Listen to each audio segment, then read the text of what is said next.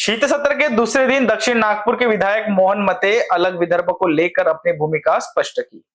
वेगळा विदर्भाचा इश्यू हा सुरुवातीपासून हा भाजपने उचललेला विषय आहे आणि भाजपला आधी वाटते, परंतु आपल्याला माहिती आहे 2014 मध्ये या राज्यात माननीय देवेंद्रजींच्या नेतृत्वात सरकार आलं आणि 2014 ते 2019 पर्यंत या पद्धतीचे कामं या राज्यात झाली आणि या विदर्भात झाली।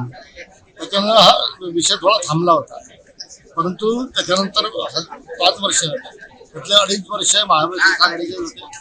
महाविकास आघाडीच्या सरकारमध्ये मुख्यमंत्री होते उद्धव ठाकरे। त्यांनी कुठले दिवे लावले या राज्यात हे सगळ्यांना माहीत आहे। 2.5 वर्षाच्या शिंदे सरकारच्या काही जे काही शक्य झालं ते करण्याचा प्रयत्न परत युती सरकारने केला। आता पुनश्च माननीय देवेंद्रजी या राज्यात मुख्यमंत्री आहे। आम्ही आपल्या सगळ्यांना सांगू इच्छितो की येणाऱ्या त्या काळात देवेंद्रजींच्या नेतृत्वात विदर्भाचा ज्या पद्धतीने विकास, आज आपण गडचिरोलीची अवस्था पाहतो, गडचिरोलीचा नक्षलवाद आपण पाहत होतो, नक्षलवाद आपण पाहत होतो, अनेक लोक मारला जात होते। आज नक्षलवाद हा संपल्यात गडचिरोलीत जमा आहे।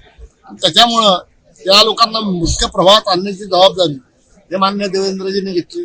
आज मोठ्या कंपन्या आज गडचिरोलीमध्ये जात आहे। गडचिरोलीचा विकास हा म्हणजे ज्या पद्धतीने पोलाद सिटी पण हा होणार आहे आणि त्याच्यामुळे इथल्या तरुणांना मोठ्या प्रमाणात रोजगारी मिळणार आहे। आणि त्याच्यामुळं आजपर्यंत जर ह्या मागच्या शासनानं काँग्रेस किंवा राष्ट्रवादी काँग्रेसच्या शासनानं त्यांच्याकरता काही केलं असेल, त्यांना तर नक्षलवाद वाढवायचाच होता, त्यांनी त्याला कमी करण्याचा कधीच प्रयत्न केला नाही। आणि त्याच्यामुळं आज देवेंद्रजीच्या नेतृत्वात नक्षलवाद संपतोय।